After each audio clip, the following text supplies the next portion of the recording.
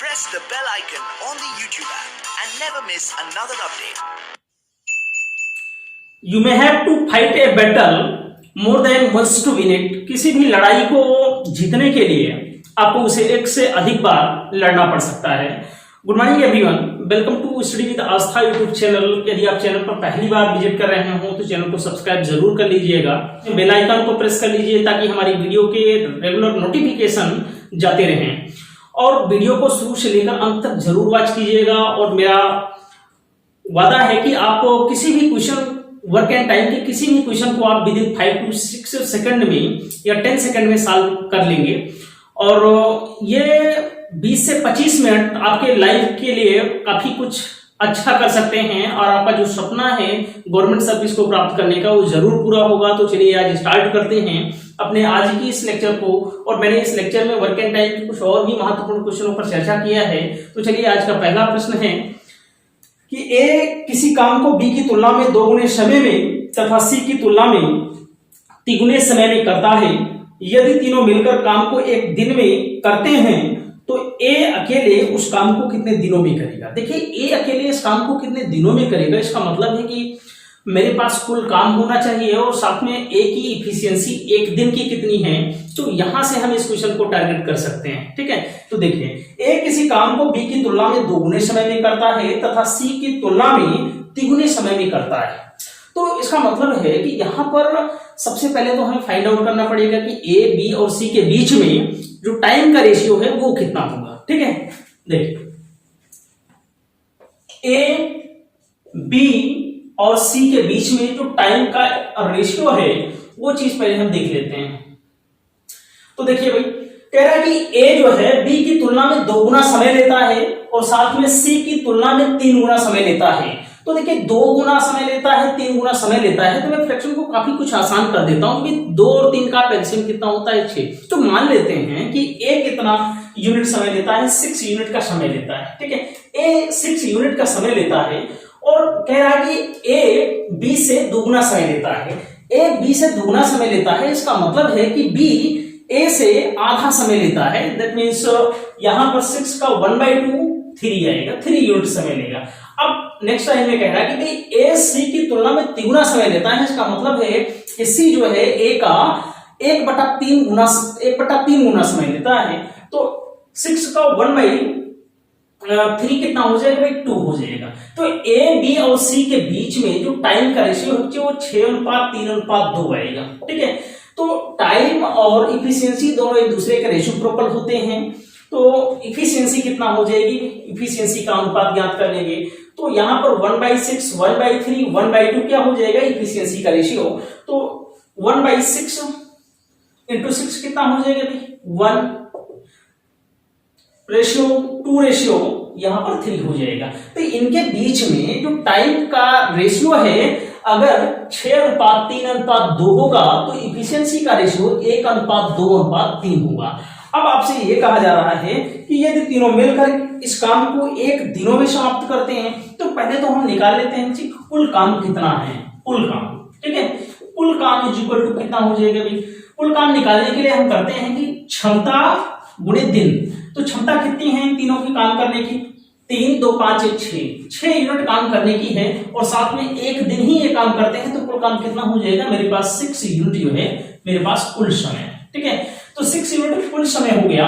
तो कह रहा है कि ए अकेले उस काम को कितने दिनों में कर पाएगा। तो ए 6 यूनिट काम को, कुल काम 6 यूनिट है बटे उसकी एक दिन की इफिशियंसी कितनी है भाई, 1 है। तो 6/1 दैट मींस 6 डे में ए पूरे कार्य को समाप्त कर सकता है। तो इस प्रकार से आपका जो राइट आंसर यहां पर होगा वो सी ऑप्शन होगा, 6 डे। तो a can complete this work in 6 days. ठीक है, अगला प्रश्न है, ए की कार्यक्षमता बी की तिगुनी है इसलिए वह किसी काम को बी की तुलना में 40 दिन पहले खत्म कर देता है। तो दोनों मिलकर काम को कितने दिनों में समाप्त करेंगे। ठीक है, देखिए, बहुत अच्छा क्वेश्चन है और इफिशियंसी पर आधारित ये क्वेश्चन है आपका कि ए की कार्यक्षमता बी की तुगनी है, ए और बी की इफिशियंसी रेशियो है। तो ए की कार्यक्षमता बी की दुगनी है। अगर बी 1 यूनिट कार्य करता है तो ए 3 यूनिट काम करता है। ये इफिशियंसी का रेशियो दिया गया है कि ए और बी के बीच में जो इफिशियंसी रेशियो है वो 3:1 है। ठीक है, आगे कह रहा है कि किसी काम को बी की तुलना में ए 40 दिन पहले कर लेता है। अब भाई देखिए यहां पर इफिशियंसी ज्यादा है तो यही बात है कि वह बी से काम जल्दी समाप्त कर लेगा, ठीक है। तो यहां पर हम टाइम का रेशियो निकाल लेते हैं, क्योंकि 20 दिन कम 40 कितना दिया है, 40 दिन कम समय लेता है, तो यहां पर 1:3 क्या हो जाएगा आपका टाइम का रेशियो। अब टाइम का रेशियो ये है कि भाई ए अगर 1 यूनिट का समय लेता है, बी 3 यूनिट का समय लेता है, तो इन दोनों के बीच में देखेंगे तो अनुपातिक गैप कितना है, रेशियो डिफरेंस 3 में से 1 घटाएंगे कितना हो जाएगा 2 यूनिट। अब इस 2 यूनिट का मान किसके बराबर दिया है 40, ठीक है। 40 दिन कम समय लेता है तो इस 1 यूनिट का मान जो है वो 20 डे के बराबर होगा। तो 1 यूनिट अगर 20 दिन के बराबर है, इसका मतलब है कि ए इस काम को कितने दिनों में समाप्त कर पाएगा, 20 दिनों में समाप्त कर पाएगा। और बी इस काम को कितने दिनों में समाप्त कर पाएगा, 20 गुणे 3 60 दिनों में समाप्त कर पाएगा। तो कहने का मतलब ये है कि ए और बी सेपरेटली इस काम को करेंगे तो ए इस काम को 20 दिनों में समाप्त कर पाएगा और बी इस काम को 60 दिनों में समाप्त कर पाएगा। तो देखिए अब हम ये करेंगे, भाई कह रहा है कि ए और बी मिलकर के इस काम को कितने दिनों में समाप्त कर पाएंगे। तो देखिए ए इस काम को 20 दिनों में समाप्त कर पा रहा है, 20 काम को 60 दिनों में समाप्त कर पा रहा है, तो कुल कार्य कितना हो जाएगा भाई 20 और 60 का एलसीएम हो जाएगा कितना 60 यूनिट मेरे पास कुल कार्य है। तो ए की इफिशियंसी कितना हो जाएगी 3 यूनिट पर डे होगी, तो वहीं बी की इफिशियंसी कितना होगी भाई 1 यूनिट पर डे हो जाएगी, ठीक है। कुल कार्य कितना है तो 60 यूनिट मेरे पास अगर कुल कार्य है तो कह रहा है कि ए और बी मिलकर के इस कार्य को कितने दिनों में समाप्त कर पाएंगे। तो देखिए 60 यूनिट कुल काम है, अब उनकी एक दिन की क्षमता कितनी है भाई 3 और 1 कितना हो जाएगा 4 हो जाएगा। तो इस 15 दिनों में ए और बी मिल करके इस काम को समाप्त कर पाएंगे। तो पहले तो हम कुल कार्य निकाल लेते हैं और साथ में उनकी एक दिन की इफिशियंसी से भाग कर देते हैं, तो कार्य कितने दिन में समाप्त हो जाता है भाई 15 दिनों में समाप्त हो जाता है। और इस प्रकार से आपका जो राइट आंसर यहाँ पर होगा वो डी ऑप्शन सही होगा, ठीक है। तो सबसे पहले हम निकाल लेते हैं सेपरेटली इस काम को ए और बी कितने दिनों में खत्म कर पाते हैं। तो वीडियो को शुरू से लेकर अंत तक जरूर देखिएगा, ऐसे ही क्वेश्चन आपके सामने आएंगे और बढ़िया से इनको सॉल्व करिए, एग्जाम में आते हैं, कंटिन्यू आने वाले क्वेश्चन हैं ये सब। आगे प्रश्न है कि ए और सी मिलकर एक काम को जितने समय में खत्म करते हैं, बी उसके 3 गुने समय में काम को समाप्त करता है, तथा ए और बी मिलकर काम को जितने समय में करते हैं, सी उसके 2 गुने समय में काम खत्म करता है। तीनों मिलकर काम को 10 दिनों में समाप्त करते हैं, तो ए काम को कितने दिनों में समाप्त करेगा। बहुत बढ़िया क्वेश्चन है और देखते हैं इसको।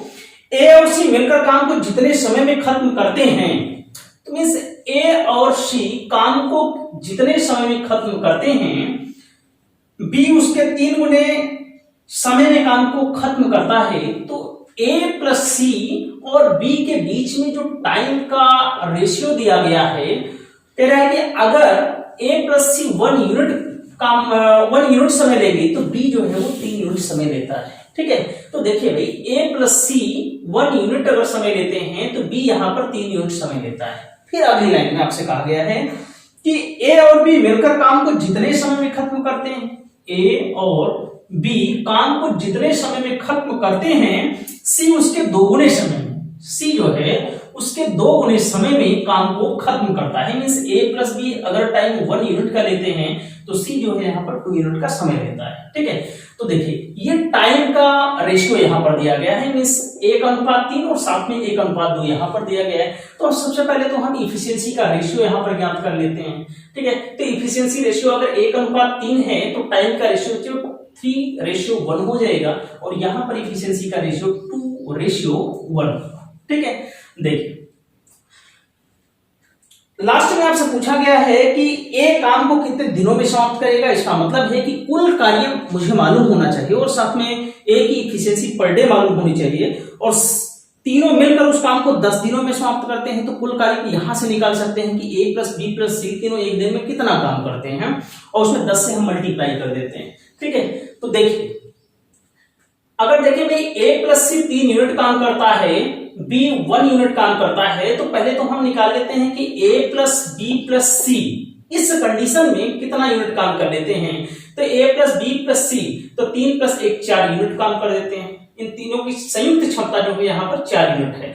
वहीं पर B की अकेली संयुक्त क्षमता कितनी है भाई, 1 यूनिट काम करने की। यहाँ पर देखिए A plus B plus C, 2 plus 1 कितना हो जाएगा 3, तो यहाँ पर 3 यूनिट काम करते हैं। और C कितना यूनिट काम करता है, 1 यूनिट काम करता है। ठीक है,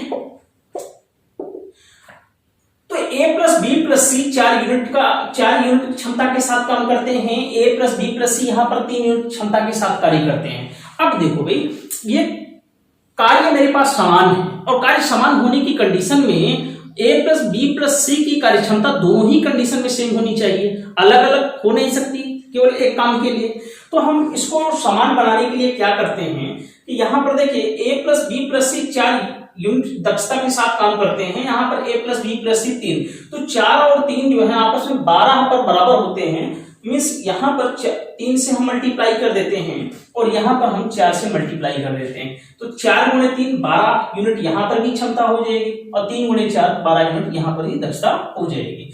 ठीक है, तो यहाँ पर 3 से मल्टीप्लाई किए हैं तो यहाँ पर भी हो जाएगा। तो A plus B plus C संयुक्त क्षमता 12 यूनिट यहाँ पर हो गई और B अकेले यहाँ पर 3 यूनिट काम करता है। ठीक है, यहाँ पर देखिए A plus B plus C 12 unit है, तो यहाँ पर 4 से मल्टीप्लाई कर देंगे तो 4 हो जाएगा। तो दो चीजें मुझे क्लियर हो गई, यहाँ की B 3 यूनिट दक्ष है तो वहीं C जो है 4 यूनिट इफिशियंट है। ठीक है, तो A कितना हो जाएगा,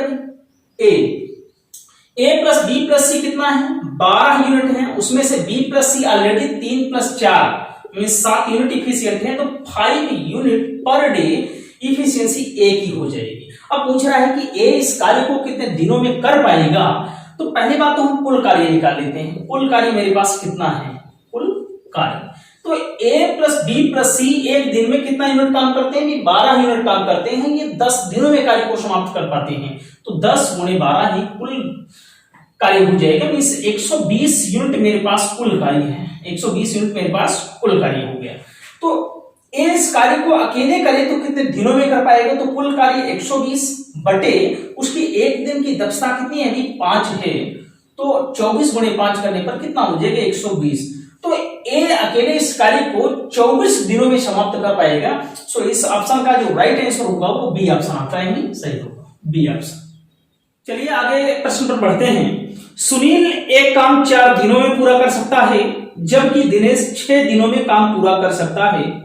रमेश की कार्यक्षमता सुनील से 1/2 गुनी है, तो तीनों मिलकर कितने दिनों में काम पूरा करेंगे। देखो यहां पर कहा जा रहा है कि सुनील एक काम को 4 दिनों में पूरा कर सकता है। सुनील एक काम को 4 दिनों में पूरा कर सकता है। सुनील एक काम को 4 दिनों में पूरा कर सकता है, तो वहीं दिनेश इस काम को 6 दिनों में पूरा कर सकता है। ठीक है, कह रहा है कि रमेश की कार्यक्षमता सुनील से 1/2 गुनी है। इसका मतलब है कि पहले तो हम ये निकाल लें कि सुनील की जो कार्य क्षमता है वो कितनी है, यहां से निकाल लेते हैं। ठीक है, तो पहले तो कुल कार्य निकाल लेते हैं। 4 और 6 का एलसीएम जो है 12 यूनिट हो जाएगा, तो कुल कार्य मेरे पास कितना हो जाएगा 12 यूनिट। तो सुनील की इफिशियंसी 4 गुणे 3 12 हो जाएगी, तो वही दिनेश इफिशियंट कितना होगा 2 यूनिट पर डे के हिसाब से काम करता रहेगा। ठीक है, अब आगे कहा जा रहा है कि रमेश की कार्यक्षमता सुनील से 1/2 गुनी है। रमेश की जो कार्यक्षमता है वो सुनील दैट मीन्स 3 का 1/2 गुना, मतलब 3/2 गुना है। तो 3 का 3/2 गुना कितना हो जाएगा भाई, आप बोलोगे 9/2 गुना है। तो देखिए सुनील 3 यूनिट इफिशियंट है, दिनेश 2 यूनिट इफिशियंट है, तो वहीं रमेश जो है वो 9/2 यूनिट पर डे के हिसाब से काम करता है।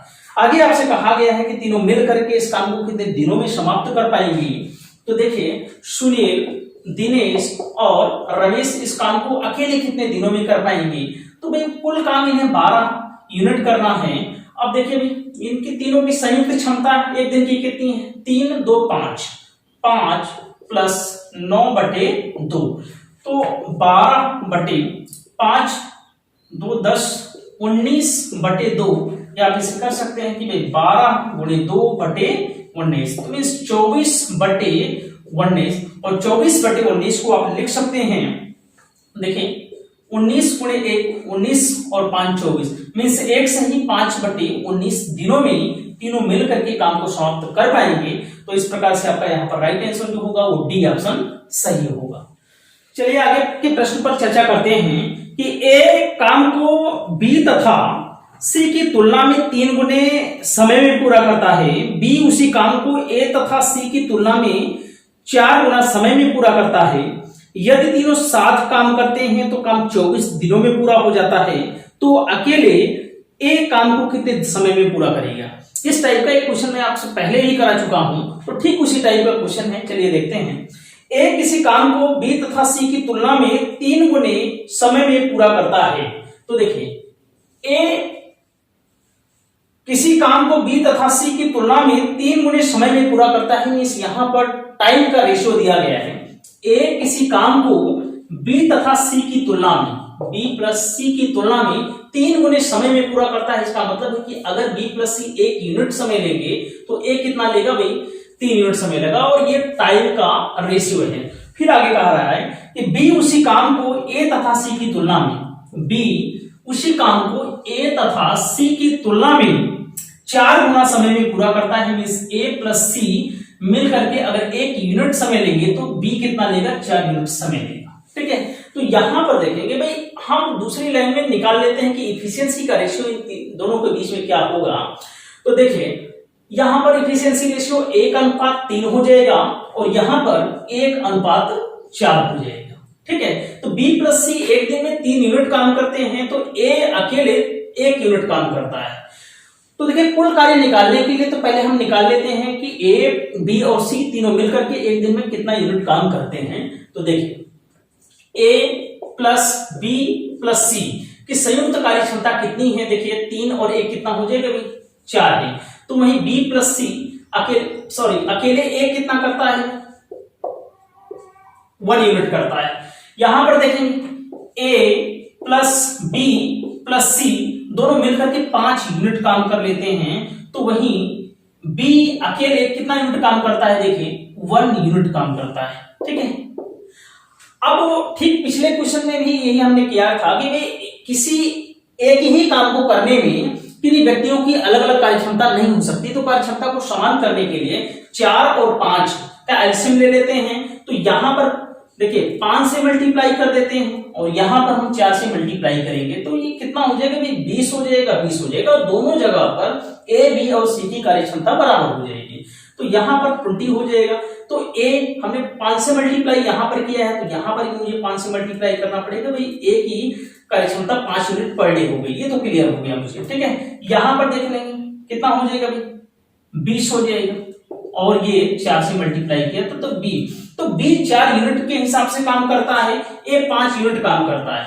अब देखो मुझे ए की इफिशियंसी से ही मतलब है, क्योंकि मुझे ए के द्वारा इस कार्य को करने में लिए गए दिनों की संख्या ज्ञात कराना है। ठीक है, तो पहले तो हम निकाल लेते हैं कि कुल कार्य मेरे पास कितना है, कुल कार्य मेरे पास कितना है। तो कुल कार्य कैसे निकालेंगे, यहां पर कहा रहा है कि ए तीनों साथ में जब काम करते हैं तो काम 24 दिनों में पूरा हो जाता है। तो पहले ए बी और सी एक दिन में 20 यूनिट काम करते हैं, तो भाई 24 दिन में कितना काम करेंगे, आप बोलोगे भाई 24 गुना 48 में 480 यूनिट काम करेंगे। अब कह रहा है कि ए अकेले इस काम को कितने दिनों में पूरा कर लेगा, तो 480 मेरे पास कुल कार्य है, और ए की कार्य क्षमता पर डे कितना है, देखेंगे भाई 5 है। ठीक है, ए की कार्य क्षमता कितना है, 5 डे है। तो भाई 5 गुणे 9 45 और 3 48 और 5 36, मतलब ए इस काम को अकेले 96 दिनों में पूरा कर लेगा। और इस प्रकार से आपका जो राइट आंसर यहां पर होगा कि वो बी ऑप्शन यहां पर राइट होगा। तो ऐसे ही हम इस क्वेश्चन को सॉल्व करेंगे। ठीक है, नेक्स्ट क्वेश्चन है कि एक पुरुष की कार्यक्षमता एक महिला की कार्यक्षमता की 2 गुनी है, तथा एक महिला की कार्यक्षमता एक बच्चे की कार्यक्षमता की 2 गुनी है। यदि एक पुरुष, एक महिला तथा एक बच्चा मिलकर किसी काम को 7 दिनों में पूरा कर सकते हैं, तो एक लड़का अकेले कितने दिनों में काम को पूरा करेगा। देखो क्वेश्चन को सॉल्व करने से सबसे पहले मुझे इस क्वेश्चन की आउटलाइन को जानना पड़ेगा कि हमें कुल कार्य चाहिए और साथ में उस लड़के की एक दिन की कार्य क्षमता कितनी है। तो कुल कार्य को लड़के की कार्य क्षमता से जब हम भाग दे देंगे तो उसके द्वारा लिए गए दिनों की संख्या ज्ञात हो जाएगी। तो वो कार्य क्षमता किसी भी व्यक्ति के द्वारा एक दिन में जितना काम किया जाता है वही उस व्यक्ति की पर्टिकुलर कार्य क्षमता कहलाती है। ठीक है, तो देखिए एक पुरुष की कार्य क्षमता एक महिला की कार्य क्षमता की 2 गुनी है। मीन्स मैन और वुमेन के बीच में इफिशियंसी रेशियो जो है वो 2:1 है, क्योंकि man is more efficient 2 times efficient than wife है। ठीक है, वुमेन है। नेक्स्ट है कि महिला की कार्य क्षमता बच्चे की कार्य क्षमता की 2 गुनी है। वुमेन जो है वो 2 टाइम्स इफिशियंट है। किससे? बॉयज से। ये भी 2 टाइम्स इफिशियंट है बॉयज से। ठीक है, तो देखिए मैन और वुमेन के बीच में 2:1 का रेशियो है और वुमेन और बॉय के बीच में इफिशियंसी रेशियो 2:1 का है। ठीक है, तो पहले तो हम ज्ञात कर लेते हैं कि मैन, वुमेन और बॉय के बीच में इफिशियंसी रेशियो क्या होगा।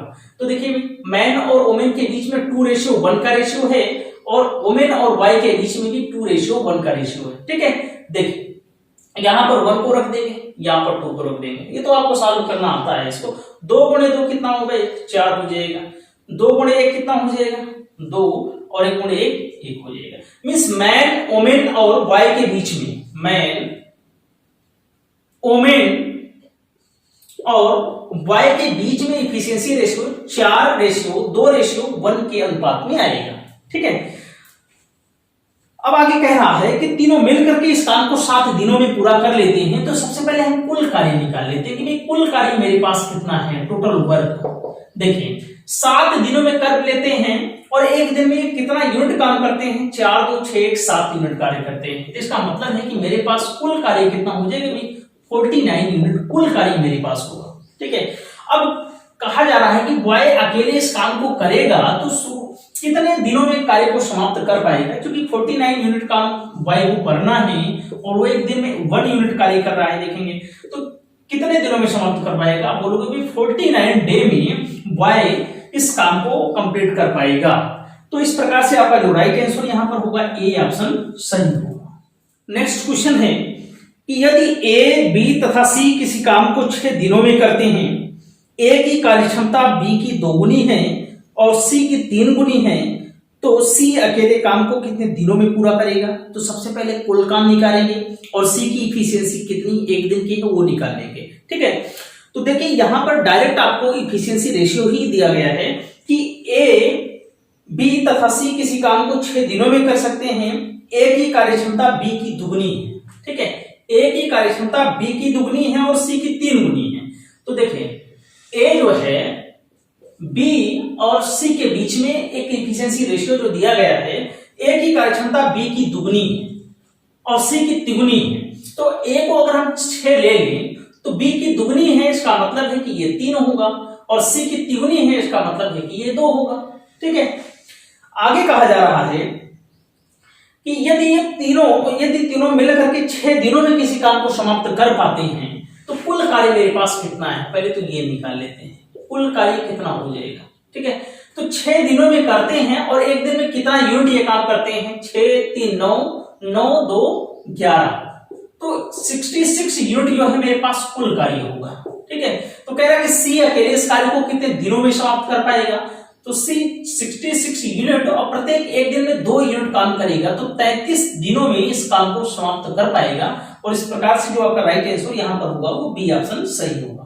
नेक्स्ट क्वेश्चन है कि यदि कोई व्यक्ति सप्ताह में पहले 50 घंटों के काम के लिए 2000 रुपए कमाता है और अतिरिक्त समय के लिए उसके नियमित दर से 1.5 गुना भुगतान किया जाता है, तो सप्ताह में 2300 रुपए कमाने के लिए उसे कितने अतिरिक्त घंटे काम करना पड़ेगा?